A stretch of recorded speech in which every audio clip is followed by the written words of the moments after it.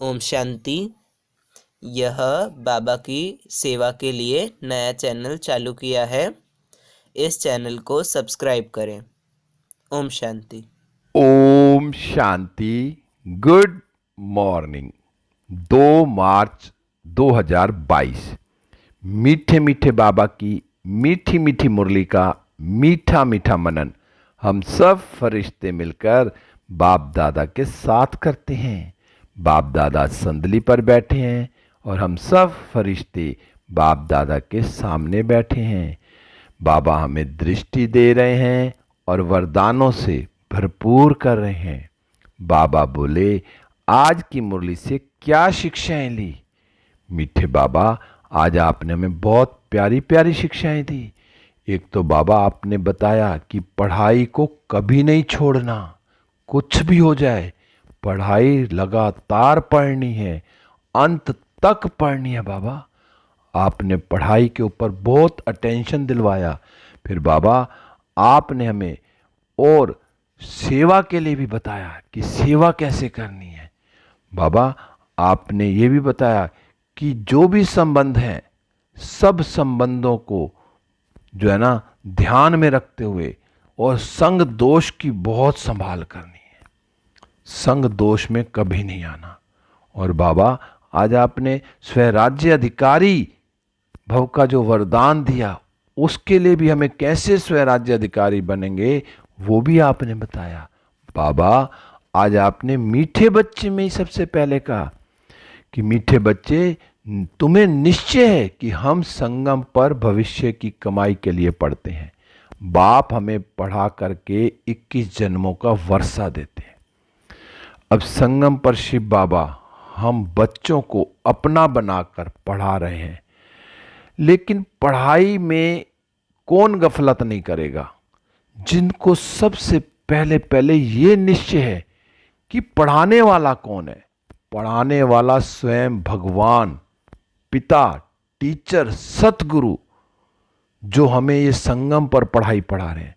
जब ये निश्चय होगा ना कि भगवान पढ़ा रहे हैं तो आत्मा भागी भागी जाएगी। तो सबसे पहले तो ये निश्चय होना जरूरी है कि पढ़ाई पढ़ाने वाला स्वयं परम पिता परमात्मा शिव बाबा है, जो ब्रह्मा तन में आकर हमको पढ़ाते हैं। क्योंकि पढ़ाई पढ़ाने के लिए शरीर चाहिए, तो ब्रह्मा तन का लॉन लेके बाबा ब्रह्मा के तन में आकर प्रवेश करके हम बच्चों को पढ़ाई पढ़ाते हैं। और ये पढ़ाई ऐसी है जो बच्चों को निश्चय होगा और जो दिल से पढ़ेंगे तो उनको ही 21 जन्मों का वर्षा मिलता है। जो बाबा हमें पढ़ा रहे हैं उस पढ़ाई को हमने सिर्फ पढ़ के सिर्फ ऊपर से नहीं निकालना, उसको बुद्धि में धारण करना है, उस पर मनन करना है।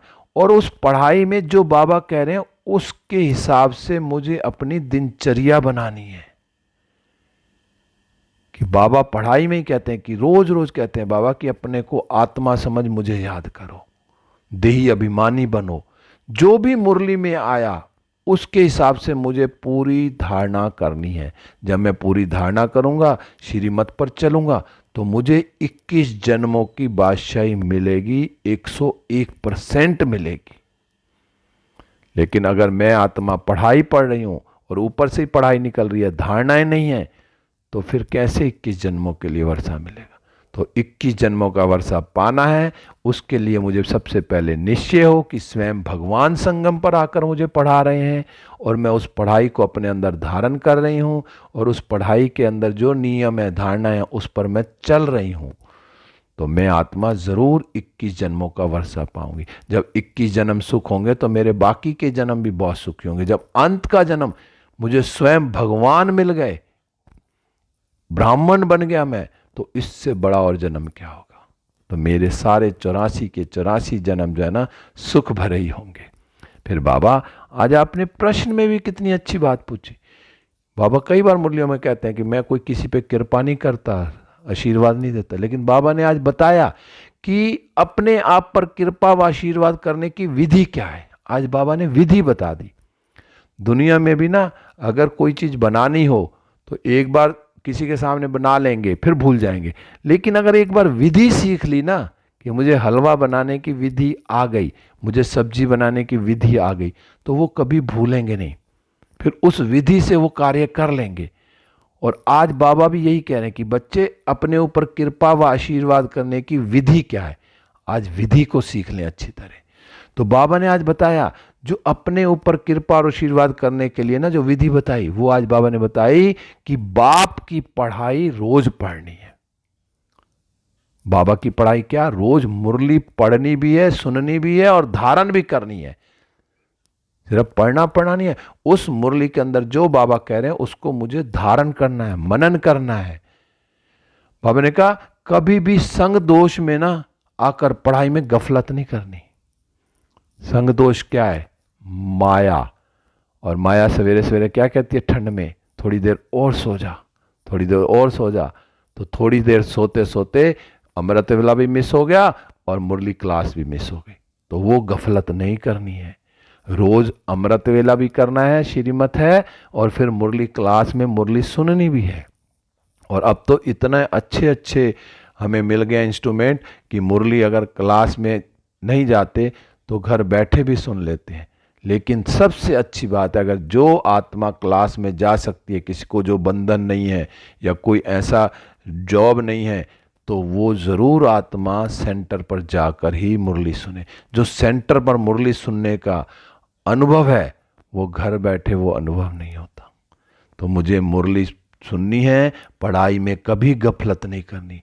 बाबा कहते हैं जो सदा श्रीमत पर चलते हैं ना, जो बाबा की श्रीमत है, जो नियम है सवेरे से शाम तक के जो नियम है उस पर जो चलते हैं वही अपने ऊपर कृपा करते हैं और आशीर्वाद भी मिलती है उनको। तो बस बाबा की कृपा और आशीर्वाद यही है कि मैं रोज बाबा की श्रीमत पर चलता रहूं, हर बात में बाबा बाबा बाबा, बाबा की जो बात है उसको मैं अपने अंदर धारण करूं। तो बाबा ने कहा उन्हें ही बाप की आशीर्वाद मिलती रहती है।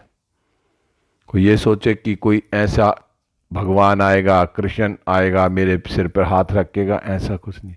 बाबा ने क्लियर कर दिया कृपा और आशीर्वाद क्या है। जो इस समय संगम पर जो भगवान मुझे पढ़ा रहे हैं वो पढ़ाई पढ़ूं और बाबा की पूरी पूरी श्रीमत पर चलूं, गफलत नहीं करूं, यही सबसे बड़े से बड़ी कृपा और आशीर्वाद है बाबा की। फिर गीत चला, मैं एक नन्हा सा बच्चा हूं, ओम शांति। अब बाबा का बच्चा बनके, चाहे कोई भी हो, चाहे किसी को 7 दिन का कोर्स करने के बाद 2 दिन से मुरली सुन रहा है, वो भी कहता है कि मैं बाबा का छोटा सा बच्चा हूं। तो अपनी उम्र क्या बताएगा, मैं 2 दिन का बच्चा हूं। कोई 1 साल का बच्चा, कोई चाहे उसकी उम्र 70 साल है लेकिन ज्ञान में आए 1 साल हुए तो कहता मैं 1 साल का बच्चा हूं। कोई 2 साल का, कोई 20 साल का। ऐसे छोटे छोटे बच्चे बाबा से अपना ज्ञान अमृत पीते हैं और बाबा की श्रीमत पर चलते हैं। बाबा कहते हैं जब मनुष्य गीता सुनाते हैं ना तो क्या कहते हैं, शिव बाबा कह रहे हैं कि जब मनुष्य गीता सुनाते तो कहते हैं ये साकार कृष्ण भगवान हुआ था। अब बाबा आकर हमें समझाते हैं कि तुमको अब मैं रजाई प्राप्त करा रहा हूं। कौन, स्वयं शिव बाबा आकर समझा रहे कि इस राजयोग और ज्ञान द्वारा जो शिव बाबा इस समय आकर हमें राजयोग सिखा रहे हैं और ज्ञान दे रहे हैं, उससे ही हम क्या करेंगे, 21 जन्मों की बादशाही मिलेगी, रजाई मिलेगी। क्योंकि श्री कृष्ण तो सतयुग का फर्स्ट प्रिंस है। अब श्री कृष्ण को फर्स्ट प्रिंस है, उसको कहां ले गए, उसको भगवान वाच बोल दिया। बाबा ने कहा सबसे बड़ी गीता में भूल यही की है। क्योंकि अब बाबा कहते हैं तुम बच्चे जानते हो कि हमें कौन पढ़ा रहा है, शिव भगवान हमको पढ़ा रहे हैं इस शरीर द्वारा। कौन से, ब्रह्मा बाबा के तन के द्वारा हमें पढ़ा रहे हैं। बाबा कहते हैं शिव जयंती भी गाई हुई है ना। बाबा ने कहा यूं भी जन्मदिन मनाया जाता है, सबका जन्मदिन मनाते हैं, पर बाबा ने कहा आत्मा का तो एक ही नाम चला आता है। बाबा कहते हैं मैं कोई गर्भ से जन्म नहीं लेता, मैं तो साधारण शरीर में प्रवेश करता हूं। शिव बाबा गर्भ से जन्म नहीं लेते, वो तो साधारण शरीर में प्रवेश करते हैं। और बाबा कहते हैं आत्मा जब शरीर में प्रवेश करती है ना तो अंदर चुरपुर होती है। गर्भ में भी कब पता चलता है, माँ को, जब बच्चे को जब हाथ लगाती है तो देखती है कि अब जो है ना चुरपुर हो रही है, तो इसका मतलब उस समय वो आत्मा उसमें प्रवेश करती है। 3 महीने के बाद आत्मा कहते हैं कि प्रवेश करती है। तो जब चुरपुर होती है, जब माँ कहती है हिल रहा है कुछ, तो ऐसे ही बाबा कहते हैं चुरपुर कब होगी, जब आत्मा उसमें प्रवेश करेगी। बाबा ने कहा हम याद कब कर सकते हैं, जब आत्मा इन ऑर्गन्स द्वारा याद करती है परम पिता परमात्मा को। बाबा ने कहा वहां तो बैठकर मनुष्यों को बहुत शास्त्र सुनाते हैं। बाबा ने कहा यहां यह नई बात है। यहाँ क्या बात है, सिर्फ भगवानुवाच। भगवान कौन, जिसको सब भगत हैं, क्या कहते हैं सब भगत, हे भगवान कहकर याद करते हैं। तो मैं आत्मा, जो मुझे आत्मा को क्लियर किया है कि भगवान कौन है, आत्मा कैसे परमात्मा को याद करती है, सब बाबा ने आकर हमें राजयोग सिखाया, ज्ञान दिया। तो मैं आत्मा उसी अनुसार अपने पिता शिव बाबा को याद करती हूँ, बाबा की पढ़ाई पढ़ती हूँ, क्योंकि मुझे पता है इसी पढ़ाई से, इसको धारण करने से ही मेरे को बाबा का आशीर्वाद और कृपा मिलेगी। फिर बाबा ने कहा तो पहले नई बात यह है कि यहां परमात्मा बाप पढ़ाते हैं, ऊंचे ते ऊंचा भगवानुवाच, तो जरूर इम्तिहान भी ऊंचे ते ऊंचा होगा ना। अब भगवान क्या कहते हैं, मैं तुमको राजयोग सिखलाता हूं, और जिससे क्या तुम 21 जन्मों के लिए, भविष्य में 21 जन्मों के लिए तुमको देवता बनाता हूं। फिर कोई क्या सूर्यवंशी बनते हैं, कोई चंद्रवंशी। बाबा ने कहा इनमें तुम सूर्यवंशी बनो या चंद्रवंशी बनो, ये अब तुम्हारे क्या है पुरुषार्थ के ऊपर डिपेंड करता है। तो मैं आत्मा कितना पुरुषार्थ कर रही हूं कि मुझे 21 जन्मों के लिए बाबा देवता बनाने आया है, तो मैं बाबा की पूरी पूरी श्रीमत पर चलती हूं। बाबा ने कहा बिगर निश्चय कोई यहां बैठ नहीं सके। अब सबसे पहले तो निश्चय करना जरूरी है, क्या, कि स्वयं परम पिता परमात्मा भगवान ब्रह्मा तन में आके, साधारण तन में आके मुझे पढ़ाते हैं। जब ये निश्चय नहीं होगा तो वो पढ़ाई भी नहीं कर सकते। पढ़ाई कब होगी, जब पूरा पूरा निश्चय होगा। क्योंकि बाबा खुद कहते हैं मुझ निराकार को इस ब्रह्मा तन में ही आना है, क्योंकि ये जो है ना अनादि आदि बना बनाया ड्रामा, अनादि बना बनाया ड्रामा। अब ये ड्रामा हो बहु रिपीट हो रहा है। बाबा कहते हैं ना वह ड्रामा वह, संडे की मुरली में भी बाबा ने क्या कहा, वह ड्रामा वह ड्रामा। फिर बाबा ने कहा जो ये आत्मा है ना स्टार मिसल है, कोई बहुत बड़ी आत्मा नहीं है जो जाके ब्रकुटी में जाके बैठेगी। कैसे बैठेगी, बहुत छोटी आत्मा जो इन आंखों से दिखती नहीं है, स्टार मिसल है। स्टार मिसल आत्मा ही ब्रकुटी में आके बैठती है। फिर आज बाबा ने पार्ट के लिए बताया कि हर एक आत्मा का अपना अपना पार्ट है जो हू बहु रिपीट करते हैं, और वो अपना अपना पार्ट बजाती है। इसमें भूल चूक हो ही नहीं सकती। बाबा कहते हैं ये बातें बिल्कुल नहीं है। बाबा ने कहा ये भी कोटों में कोटी कोई समझते हैं। बाबा ने कहा चाहे 8-10 वर्ष वाले भी पढ़ाई को छोड़कर ना चले जाते हैं, छोड़ देते हैं। क्यों, क्योंकि संग दोष लग जाता है उनको। तो संग दोष से भी बहुत अपनी संभाल करनी है। बाबा ने कहा यहाँ तो पढ़ाई ऐसी है जो जहां तक जीते रहो वहां तक पीते रहो। ये कमाई ऐसी है, जब तक जीना है तब तक पढ़ना ही पढ़ना, अंत तक ये पढ़ाई चलती है। बाबा ने कहा तो 21 जन्मों के लिए वर्षा लेना तो मुझे अंत तक पढ़ना है। बाबा ने कहा बच्चों को ये नशा चढ़ता है कि हमको भगवान पढ़ाते हैं। अब जिसको नशा चढ़ेगा वो तो चाहे कितनी दूर से ही आएगा। गांव से माताएं शहर में आती हैं पढ़ने के लिए मुरली, ऐसी ऐसी माताएं हैं। कोई तो बिल्कुल घर के पास सेंटर, अब तो इतने सेंटर खुल गए हैं घर घर के पास, लेकिन पहले सेंटर बड़े दूर होते थे, थोड़े सेंटर होते थे, और लोग 5-5, 10-10 किलोमीटर से दूर से मुरली सुनने आते थे। कोई ऑटो में आता था, कोई साइकिल पे आते थे, कोई कैसे, जैसे पैदल भाग भाग के आते थे। तो इतना नशा होना चाहिए मुरली सुनने का। बाबा ने कहा दुनिया वाले तो अमेरिका लंदन में पढ़ने के लिए जाते हैं, और यहाँ पर क्या होता है, यहाँ तो घर में रहने वाले भी पूरा नहीं पढ़ते, समझते ही नहीं है कि परमात्मा हमको राजयोग सिखला रहा है।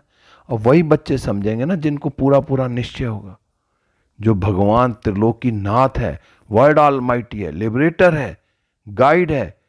बाबा ने कहा उनकी महिमा देखो कितनी है, परंतु बाप को तुम्हारे में भी कोई विरले जानते हैं। इतनी महिमा वालों को भी, इतना कुछ होते हुए जो बाप कौन है उसको भी हम आत्माओं में से विरले आत्मा जानते हैं। जो कल्प पहले जिन्होंने जाना होगा वही अभी जानेंगे। बाबा ने कहा इस समय तुम गुप्त हो, बाबा ने कहा तुम जानते हो हम मूल वतन के रहने वाले हैं, फिर सूक्ष्म वतन में भी जाएंगे। उस सूक्ष्म वतन में बचियां जाती हैं जहां मनुष्य बहुत साक्षात्कार करते हैं। बाबा ने कहा अंत में भी बहुत साक्षात्कार होंगे। बाबा ने कहा जो सूक्ष्म वतन में ना तुम ब्राह्मण और देवताओं का मिलन होता है, और वह है ब्राह्मण और देवताओं का संगम, और यह है ब्राह्मण और क्षत्रियों का संगम। बाबा ने कहा वहां भोग लेकर जाते हो, अंत में बहुत साक्षात्कार होंगे। आज बार बार बाबा कह रहे हैं कि संग दोष की संभाल करनी है, कि जैसा संग वैसा रंग लग जाता है। बाबा ने कहा बंधन नहीं है तो बैठ पढ़े और पढ़ाएं। जिनको बंधन है उनके लिए तो बाबा कहते हैं चाहे घर में बैठे, लेकिन जिनको बंधन नहीं है, हैं बाबा कहते हैं बच्चे गफलत मत करो, क्योंकि माया तुम्हारा डीवा झट बुझा देगी। इसलिए बाप को अच्छी तरह याद करना और पढ़ना। और जब तक यहां बैठे हो तो डायरेक्ट सुनने से नशा चढ़ेगा। तो माया तो आएगी, डीवा बुझाएगी, लेकिन मुझे माया से डरना नहीं है, मुझे तो बाबा से डायरेक्ट पढ़ना। बाबा ने कहा चित्र बहुत अच्छे बने हुए हैं, बाबा युक्तियां भी रचते हैं सेवा के लिए। आज बाबा कह रहे हैं तो गाँव वाले कैसे सीखें। बाबा ने कहा गांव वाले तो ना स्लाइड से भी सीख सकते हैं। दिन प्रतिदिन बाबा इम्प्रूवमेंट भी हो रही है। क्या शुरू शुरू में बाबा कैसे सर्विस कराते थे, कैसे चित्र थे, अब देखो कितने तरह की तो प्रदर्शनियां बन गई हैं, कितने तरह के चित्र बन गए हैं। बाबा ने कहा अब तो तुम सारा दिन बुद्धि में स्वदर्शन चक्र फिराते रहो। सारा दिन बुद्धि में स्वदर्शन चक्र फिरना चाहिए। बाबा ने कहा जब बुद्धि में होगा तब तो किसको समझाएंगे ना। जब पहले स्वयं बुद्धि में सारा दिन बाबा की याद होगी, पॉइंट याद होंगे, तभी तो हम दूसरों को समझा सकेंगे। बाबा ने कहा नहीं तो टीचर समझ जाते हैं कि इसका पढ़ाई में ध्यान नहीं है, देह अभिमान बहुत है इसमें। अगर जो आत्मा समझा नहीं सकती तो इसका मतलब वो देह अभिमान में रहती है, पढ़ाई में ध्यान नहीं है। बाबा ने कहा मित्र संबंधी शरीर का भी भान आदि याद रहता है। बाबा ने कहा तभी धारणा नहीं होती। तो मैं आत्मा अपने आप को चेक करूं कि मेरा सारा दिन बुद्धि का योग कहाँ रहता है। बाबा ने कह दिया जो हद के संबंधों से आदि से ना मोह का त्याग करना। अब बाबा के पास जाना ही जाना है। बाबा कहते हैं कि देह के मोह से तुमको यहां की याद पड़ती है, इसलिए देही अभिमानी बनो। तो जो बाबा कह रहे हैं, बता रहे हैं कि देह के मोह से तुमको कैसे छूटना है, क्योंकि सारा दिन जब बाबा की याद रहेगी, देही अभिमानी बनने की प्रैक्टिस करें। जब बाबा की याद में हर कर्म करेंगे ना तो देही अभिमानी भी जल्दी बनेंगे। फिर बाबा कहते हैं कोई किसी आत्मा का कोई दिवाला मारा या कोई मर गया तो गुरु लोग क्या कहेंगे। बाबा कहते हैं गुरु लोग कहते हैं भक्ति छोड़ दिया ना तब ऐसा हुआ। बाबा ने कहा मायावी विघन भी बहुत पड़ते हैं, श्रीमत छोड़नी नहीं है।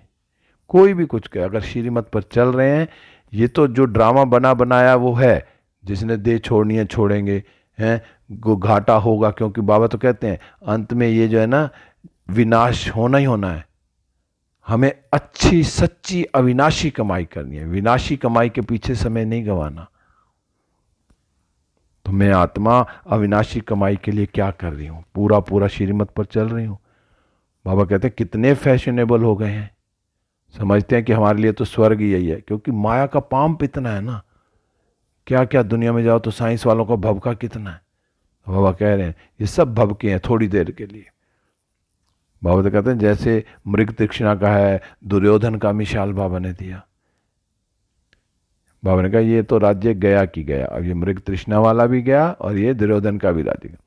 बाबा ने कहा कल्प की बात है, कल्प कल्प नई दुनिया होती रहती है। हर कल्प में सारा ये ड्रामा 5000 वर्ष का, इसमें सब रिपीट होता रहता है। अब नई दुनिया आनी आनी है। बाबा ने कहा जैसे इतवार के दिन सभी की छुट्टी होती है ना, ऐसे आधा कल्प तुम दुख से रोने पीटने से छूट जाते हो।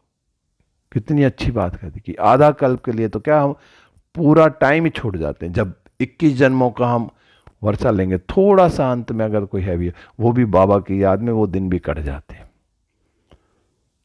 तो अब मुझे अपने आप को देखना है कि मैं बाबा की याद में कितना पढ़ाई पढ़ रही हूँ, कितना मेरा निश्चय है बाबा पर, कितनी मैं सेवा कर रही हूँ। फिर आज बाबा ने वरदान में कहा स्वयं राज्य अधिकारी भाव। और कैसे बनेंगे स्वयं राज्य अधिकारी, तो बाबा ने उसकी युक्ति बताई कि मन बुद्धि संस्कार व सर्व कर्मेंद्रियों को नीति प्रमाण चलाने वाले स्वयं राज्य अधिकारी भाव।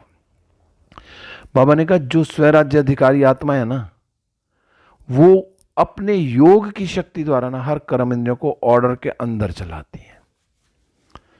सबसे पहले तो जिस आत्मा का परम पिता परमात्मा पर पूरा निश्चय है, योग लगाती है, धारणाओं पर चलती है, जितना मैं आत्मा धारणा पर चलूंगी उतनी मेरी बुद्धि स्वच्छ होगी, बुद्धि स्वच्छ होगी तो मेरा बाबा से योग लगेगा, और जितना योग लगेगा तो मन बुद्धि संस्कार और सारी कर्म इंद्रियां मेरे कंट्रोल में रहेंगी। बाबा ने कहा सिर्फ स्थूल कर्म इंद्रियां नहीं, मन बुद्धि संस्कार भी, ये जो राज्य अधिकारी के डायरेक्शन अथवा नीति प्रमाण चलते हैं, फिर वो निज आत्मा के हिसाब से चलेगी, मन भी बुद्धि भी और संस्कार भी। सिर्फ मुझे करना क्या है कि मुझे सारा दिन बाबा की श्रीमत पर चलना है। जितना मैं बाबा की याद में रहूंगी, जितना मैं बाबा के मुरली के पॉइंट्स बुद्धि में रखूंगी, हर कर्म बाबा के नियम के अनुसार करूंगी, तो मेरे ये कर्म इंद्रियां स्थूल वाले भी और जो है ना मेरी कर्म इंद्रियां स्थूल वाले भी और मन बुद्धि संस्कार भी सब मेरे डायरेक्शन पर मान चलते। बाबा ने ये कभी संस्कार के वश नहीं होते, लेकिन संस्कारों को अपने वश में कर श्रेष्ठ नीति से कार्य में लगाते हैं।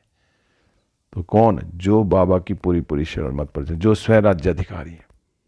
तो बाबा ने कहा श्रेष्ठ संस्कार प्रमाण संबंध संपर्क में आते हैं, वो उनका हर जो भी संस्कार है ना श्रेष्ठ होता है। और स्वयं राज्य अधिकारी आत्मा को ना स्वप्न में भी कोई धोखा नहीं मिलता। जिसको अपने मन बुद्धि और संस्कार और अपनी कर्म इंद्रियों पे पूरा राज्य करने वाली, उसको सपन में भी धोखा नहीं मिलेगा। फिर आज बाबा ने स्लोगन में कहा जो निर्माणता की विशेषता को धारण कर लो तो सफलता मिलती रहेगी। जितना निर्माण, जितना झुकेंगे, क्योंकि कहते हैं ना दुनिया में भी फल कहाँ होते हैं? झुकने वाले वृक्ष पर फल होते हैं, और फल होते हैं तो वो झुका ही रहता है। तो ऐसे ही मैं भी जितना निर्माण रहूंगा ना उतनी मुझे सफलता मिलती रहेगी।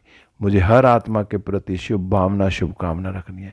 हर आत्मा के प्रति मुझे क्या? हाँ जी का पाठ पक्का करना, श्रीमत के हिसाब से मुझे चलना है, सबको अपने साथ लेके चलना है, सबके लिए दुआएं देनी है। तो जितना मैं निर्माण होऊंगा तो वो सफलता मेरे को मिलती रहेगी। ओम शांति। अब हम सब फरिश्ते उड़कर चले विश्व ग्लोब पर।